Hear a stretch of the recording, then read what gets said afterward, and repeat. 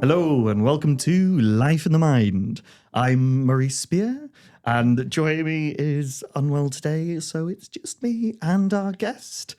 Welcoming back Jake Bussell. Hello. Hello. Nice to have you back with us after Nice a to be long, here. long period of time. Yes. It's been so long. I'm not very good at playing the pretense that we've got you back in after a few weeks. It's Yes, like, it's yeah. been 10 minutes. But yes, it has. It's been a long time and that would be so impractical. Anyway. Yes. Anyway, we are going to chat around science. Yes, science. In Yeah, your research. Yeah. In both a bit about your masters. Yeah. To start with, what was your masters in? So my master's degree was a thing called computational neuroscience and cognitive robotics. Yes. Which is a mouthful, but it was basically a degree program that encapsulated a lot of different things, from kind of mathematical modeling to AI and bionic robot arms and things. I didn't do most of that. I just stuck with the neuroscience. Yeah. But for my project, I looked at modeling the relationship between AQ10 scores, which is a short form of the autism spectrum quotient, for any of your listeners who aren't aware. Yeah, which is the kind of preliminary assessment to kind of screen for potential autism. Yes, exactly. Before diagnosis. Yeah. So I was looking at relationships between that and performance on a task called the gap overlap task, which is a visual perception and attention task. You have a central kind of fixation point on screen, and then at some point a target will appear to left or the right side, and the participant has to look at the target. And the target appears either after the central fixation has disappeared or before the central fixation has disappeared. And so the idea behind this is, can you disengage your attention from the fixation point that you're looking at to then look at the target that appears on either side? Yeah, and kind of the delay between those things. Okay. Yeah. So it's much easier to explain when there's a diagram, but alas, does not work in the auditory medium. Yes, but it's kind of very commonly used psychometric task for studying this particular facet of attention. And I was doing some kind of mathematical modeling process to see if there was this relationship, because I was analyzing data that was collected by another group of researchers. Yeah.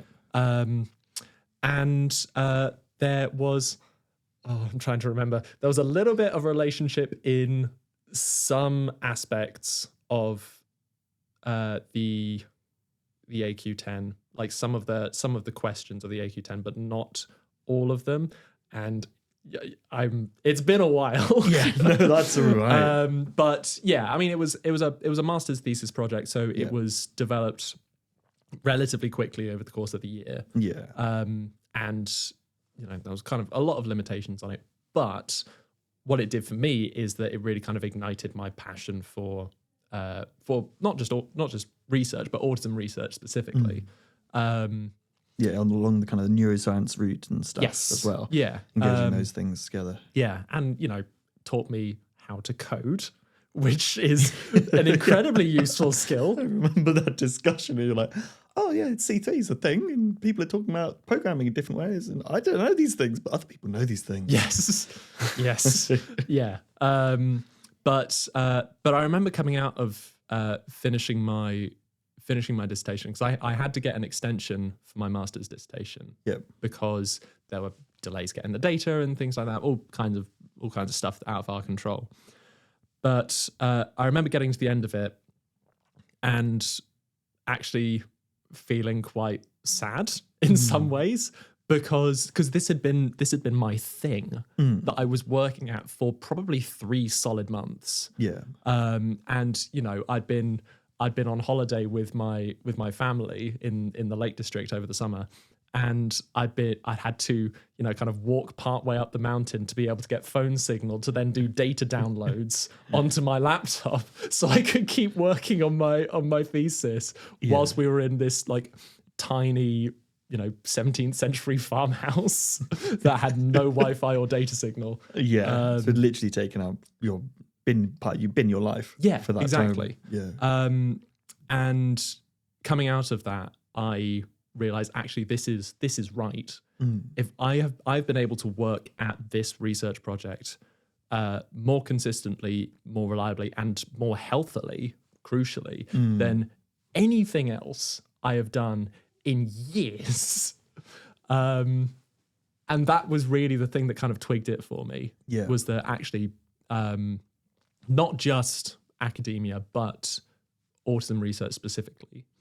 Because in my kind of earlier academic career when I was going through undergrad, I thought that I would go on to do clinical psychology. Yeah. And I'd applied for a master's program that had clinical placement and I didn't get onto it. So the master's program I ended up on was kind of a backup choice just because I panicked. I realized I had nothing else to do.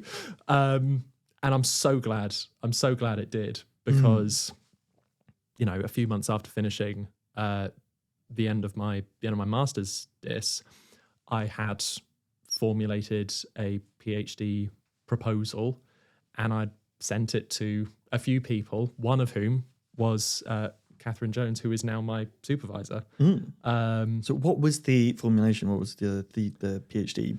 So the idea started off as I can't remember the word. proposal? It Yeah, was that's the proposal. one. Yeah.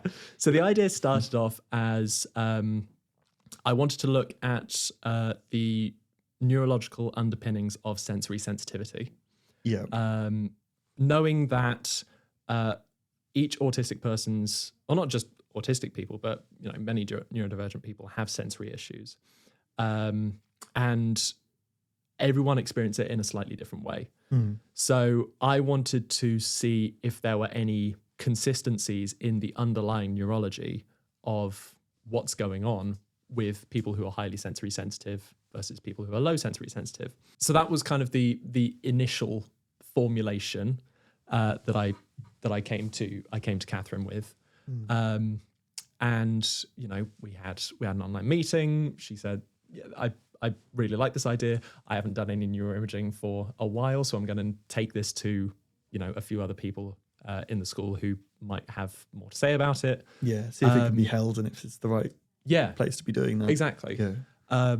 And she emailed me back a few weeks later saying that she had spoken to some of her colleagues who were really interested in being involved with the project, who were at the time the head of school of psychology and the head of human electrophysiology in the Brain Imaging Centre. So like very senior people who had seen this proposal and thought that it was worth something. And having that email was such an amazing thing to receive, such an amazing email to receive, because I just thought there's something to this. And not just because I think it, because these people think it as well. Yeah, it's been backed up by people who know their stuff. Yeah, because you can. It's one thing kind of going, oh, I think this is a good idea. But then you go, yeah, but I'm wrong all the time, aren't I? Or just self-doubt kind of stuff can creep in. But then when the people who you're like, okay, but I really respect their opinion come in, that adds so much weight to something. Yeah. Especially when someone's got so much experience and stuff. Absolutely. And they've probably done things around it. They go, oh, actually, that's a really good point. Yeah. Let's go for that. Yes. So the application process happened. We had to get funding and secured funding after a couple of attempts, had a interview process and all that kind of stuff. And managed to get through all of that on my first attempt, which is apparently quite uncommon. I've heard that a lot of people, kind of go several rounds of funding calls to try and get PhD funding. So I'm very privileged and very grateful for that. And yes, so I'm now year and a half into my PhD. Yeah. And Of three years of funding with a fourth year to finish writing my thesis if I need it.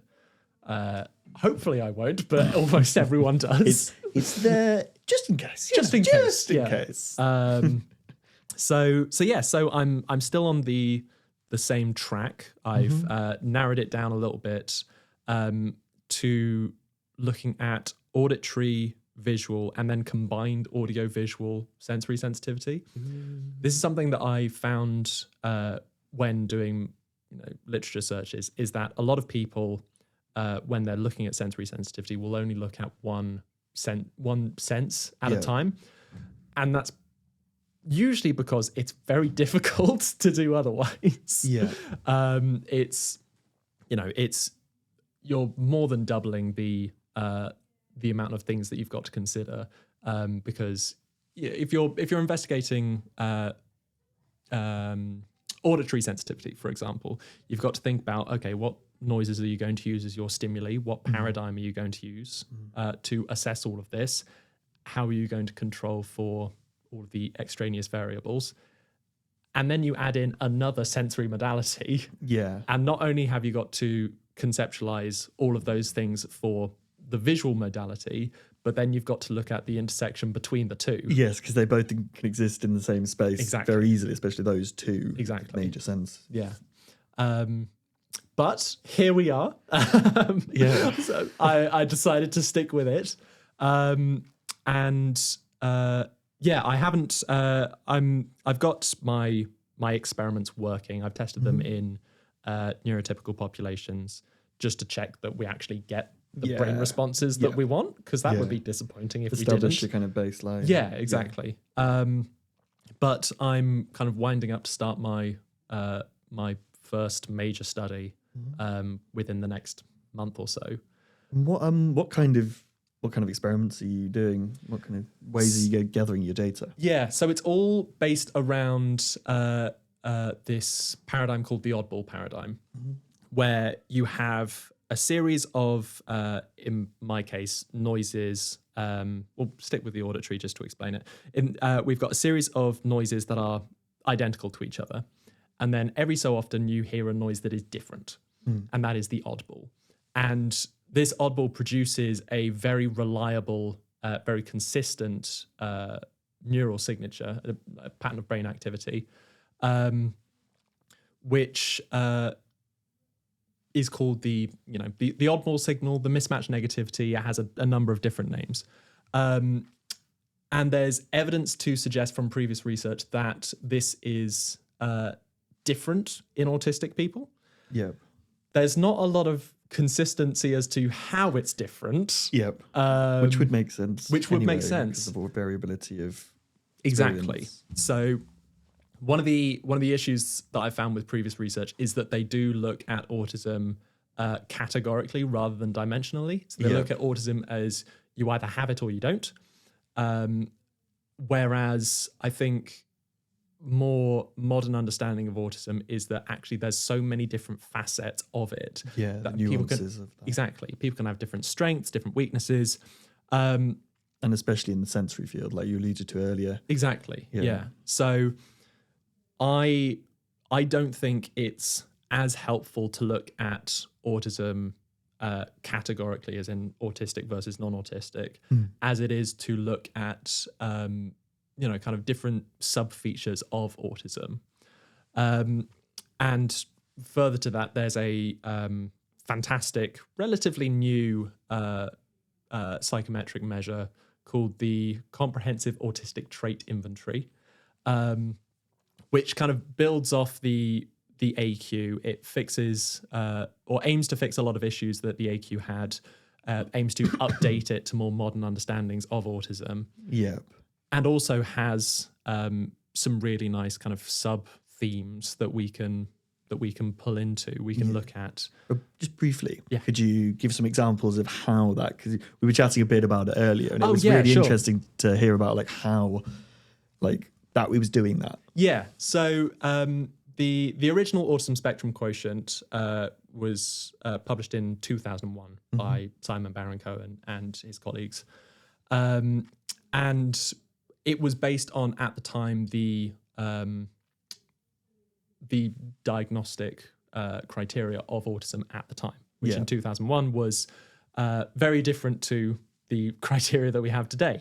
So there are some items in the original AQ that, in more recent analysis, have been found to be less meaningful than was originally conceptualized. Yeah, and they're quite black and white as well, aren't they? Yeah, There's not much nuance. So one of my pet peeve items, I guess you could call it, is there's a question that asks, would you rather go to a party or a museum?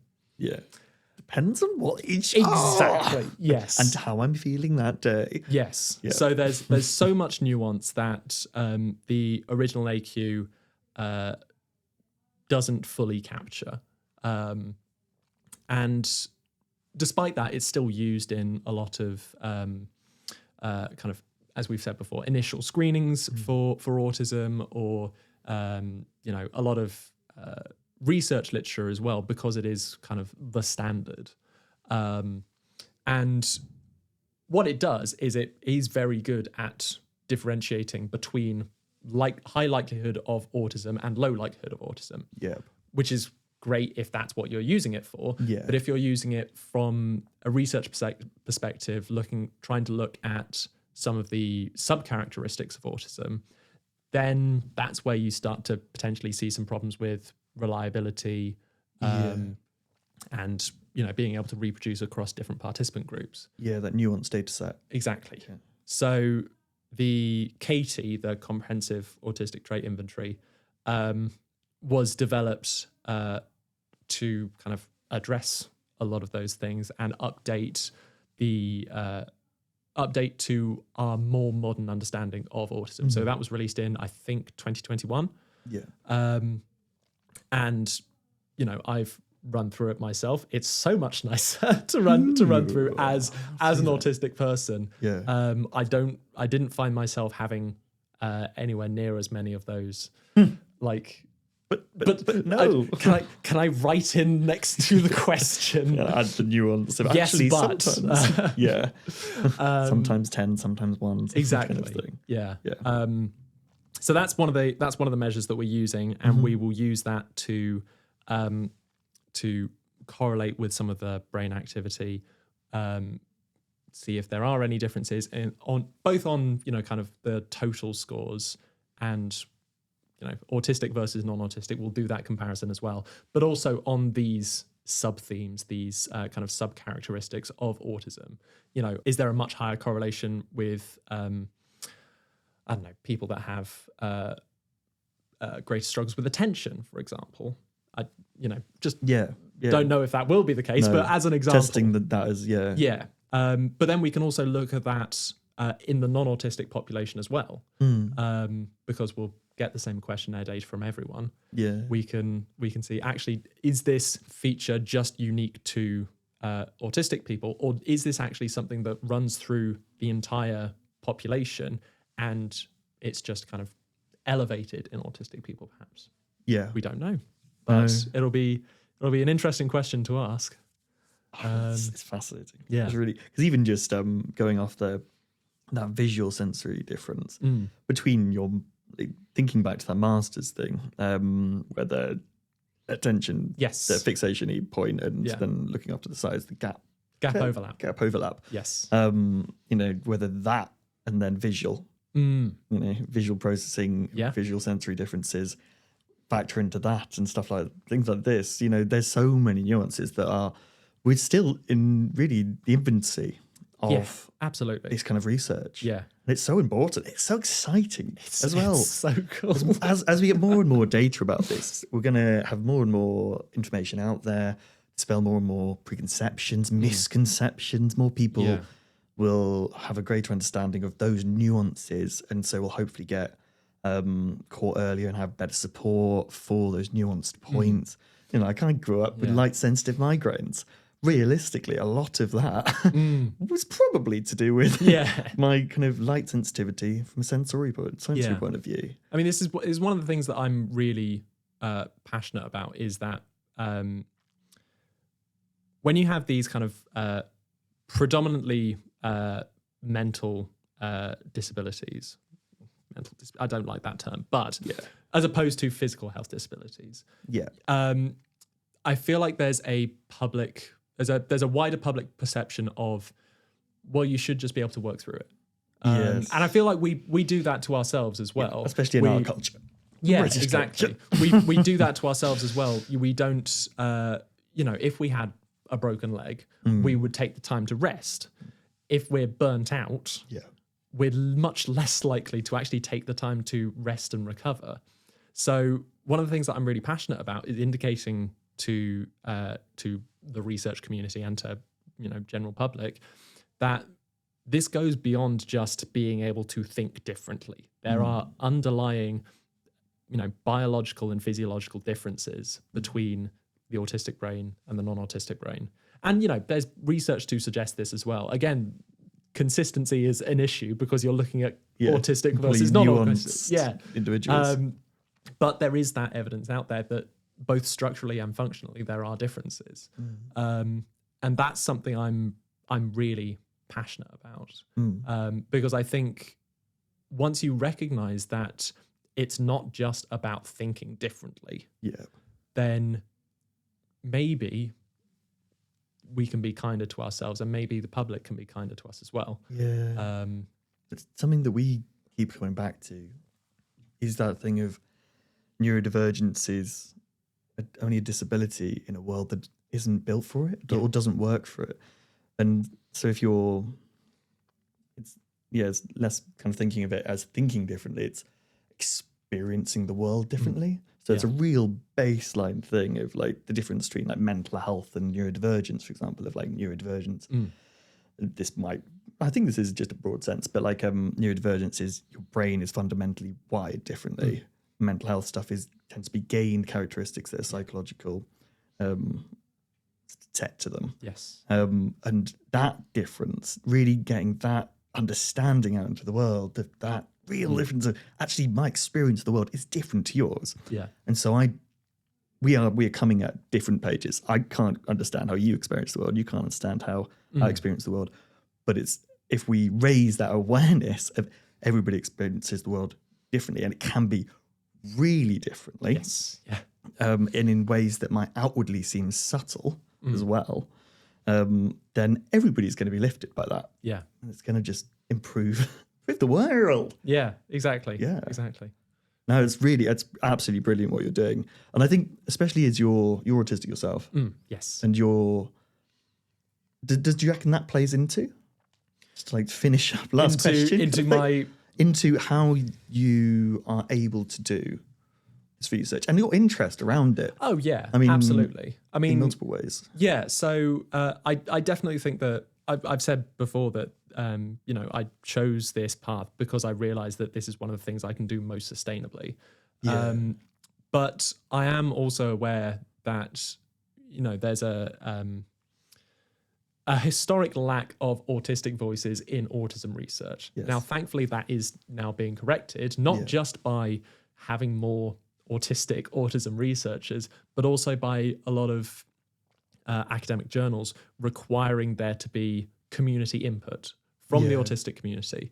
So even though I'm autistic and I've designed this process, this study, I'm still having autistic people who aren't affiliated with research come in and look at my study procedure, because they will have a different perspective, they'll have different experiences, and they will be able to help me make it more accessible. They'll be able to find pinch points in the process that I won't have considered because I'll be designing this with my academic hat on. And it's so important for autism research to be beneficial to the autistic community as well as to the academic community to have that input. Yeah, that's brilliant because it adds validity to it, doesn't it? You know, doing stuff. It's that nothing about us without us as well. Yes. Lived experience angles, and that phrase that I seem to be saying a lot recently, that if you've met one autistic person, you've met one autistic person.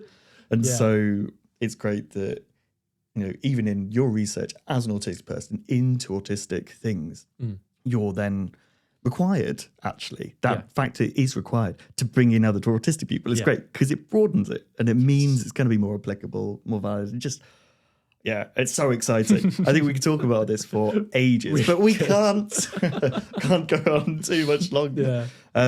But I mean, we may be able to get you back later down the process, which might be quite interesting. Yeah, if I'd be happy to come back and talk about what I found when I found something. When you found some stuff. Oh, that's exciting. Nice to look forward to. Yeah. We will make sure that we put the Katie, that new assessment kind of quotient thingy on our website, www.lifeinthemind.co.uk.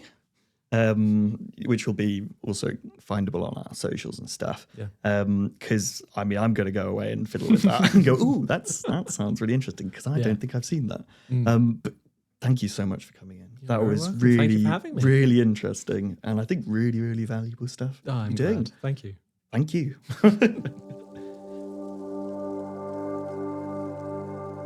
Okay, folks, that's it for this episode. Find us on Instagram at life.inthemind. Our other socials are linked in the bio.